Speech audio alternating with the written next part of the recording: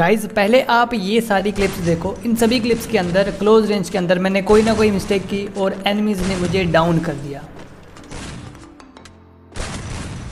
हर clip के अंदर मैंने कोई ना कोई मिस्टेक की है जिससे कि मैं डाउन हो गया। तो इस वीडियो के अंदर मैं आपको क्लोज रेंज के लिए कुछ बेस्ट टिप्स एंड ट्रिक्स बताऊंगा जो कि प्रोफेशनल प्लेयर्स यूज करते हैं। मैंने काफी सारे ई स्पोर्ट्स प्लेयर्स का गेम प्ले देखा और कुछ मैंने बाहर के सर्वर के बंदों का फुल मैप का गेम प्ले देखा। तो मैंने उनके गेम प्ले में कुछ चीजों को नोटिस किया कि वो कुछ ज्यादा नहीं करते भाई, उनके पास कोई एक्स्ट्रा कुछ भी नहीं होता है, ना ही वो फालतू में बहुत ज्यादा फास्ट खेलते हैं, ना ही कुछ और। वो बस सही टाइम पे सही चीज का यूज करते हैं, सही टेक्निक का यूज करते हैं और क्लोज रेंज में इजी पीजी बंदे को निपटा देते। फिर मैंने कुछ क्लोज रेंज के लिए बेस्ट टिप्स एंड ट्रिक्स निकाले और मैं उनको अभी यूज किया करूंगा, आप सब भी करना। टिप नंबर 1, और गाइस ये मैं आपको पहले ही बता देता हूँ कि हर टिप्स एंड ट्रिक या फिर हर तकनीक हर जगह काम नहीं आती। सिचुएशन के हिसाब से हमें अलग अलग चीजों को ट्राई करना पड़ता है या करना पड़ता है, ठीक है गाइस। तो जो भी मैं आपको तकनीक टिप्स एंड ट्रिक बताऊंगा वो हर बार काम नहीं आएंगे, सिचुएशन के हिसाब से आपको चेंज करना पड़ेगा। तो पहली टिप ये है कि अगर सामने वाला एनिमी आपके ऊपर सीधा रश करने आ रहा है, कुछ होते हैं ना प्रो प्लेयर्स, वो आपके ऊपर सीधा रश कर देते हैं, तो उनको कैसे निपटाना है, उसे आप रश करने दो और अपनी पोजीशन को थोड़ा सा चेंज कर लो। वो बंदा निकलते ही आपके ऊपर फायर करेगा, अगर वो निकलता ही आपके ऊपर फायर करेगा तो इस टाइम पे आपको मौका मिल जाएगा, आप यहाँ पे वन टैप भी मार सकते हो, ड्रैग शॉट भी मार सकते हो, और अगर वो फायर ना करे तो आप ग्लू वॉल भी लगा सकते हो। बस आपको सिचुएशन को डील करना सीखना है। जो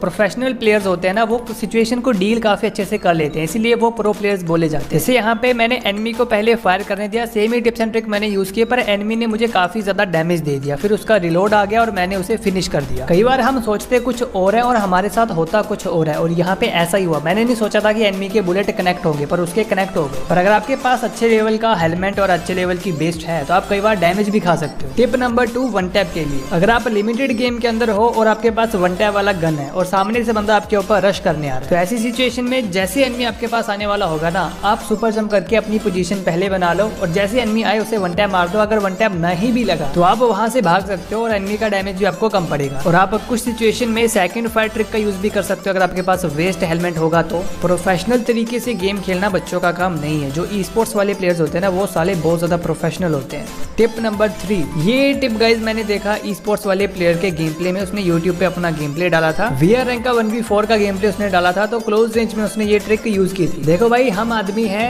अलोक के साथ खेलने वाले, कस्टम BR CS सब कुछ हम अलोक के साथ ही खेलते हैं, हमें और किसी कैरेक्टर के बारे में पता ही नहीं। तो उसने क्या किया कि जैसे एनिमीज उसके क्लोज आए उसने जॉयस्टिक पकड़ के तत्सुआ की एबिलिटी यूज की और दूर जाके एनिमीज के ऊपर फायरिंग करना शुरू कर दी और वहां से एनिमीज को डाउन भी कर दिया। क्योंकि जब मेरे साथ क्लोज रेंज की सिचुएशन क्रिएट होती थी, एक एनिमी इधर से आएगा दूसरा उधर से आएगा, मेरे पास है अलोक, मैं एक को डाउन करूंगा दूसरा मुझे कर देगा। पर जब मैंने उसकी वीडियो में देखा ना, तब से मैं भी BR में और CS में तत्सुआ का यूज करता हूँ। टिप नंबर 4, तो ये टिप मैंने देखा था CS रैंक में रैंडम बंदों के साथ खेलते थे, तो मैं राउंड के स्टार्टिंग में ही फिनिश हो गया। फिर मैंने एक टीममेट का अपने किसी रैंडम बंदे का गेम प्ले देखा, मैंने देख लेते हैं भाई नूब बंदे कैसे खेलते हैं, देख लेते हैं। मैं उसे नूब समझ ही रहा था कि उसने फिर कुछ ऐसा कर, एकदम शांत खड़ा है, सामने से एनिमी उसके ऊपर रश करने आ रहा है, उसने उसे आने दिया ना खुद हिला। जैसे एनिमी आया, एनिमी ने फायरिंग करना शुरू अभी करना था और वो वुकोंग बन गया।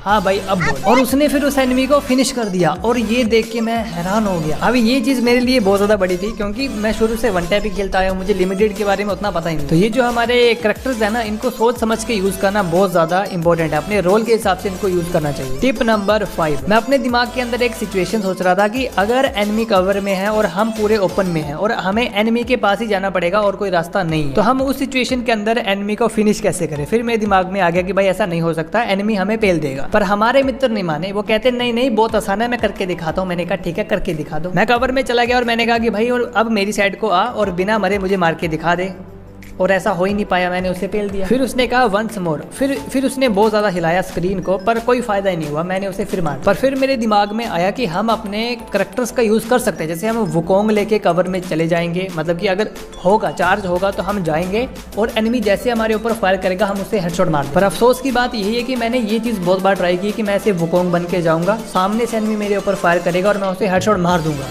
मैंने बहुत बार ट्राई किया पर भाई मेरा एक बार भी हेडशॉट नहीं लगा। अब रियल गेम के अंदर भी हमारे साथ ऐसा ही होता है, हम हेडशॉट मारने जाएंगे, हम सोचेंगे कि हम ऐसे वुकोंग बन के जाएंगे, एनिमी फायर करेगा मैं हेडशॉट मार दूंगा, पर रियल गेम के अंदर ऐसा हो ही नहीं पाता, हेडशॉट लगता ही नहीं है। पर हेडशॉट लग भी जाता है, बस हमें उस सिचुएशन में बार बार जाना पड़ेगा जिससे कि हमारा अभ्यास हो जाए अच्छे से। और बाकी सेकंड चैनल के ऊपर मैं अपना हैंड कैम अपलोड करता हूँ, लिंक आपको डिस्क्रिप्शन में मिल जाएगा, वहाँ पे जाके आप हमारा हैंड कैम देख सकते हो। और इस वीडियो में सिर्फ इतना ही, टाटा बाय बाय गाइस।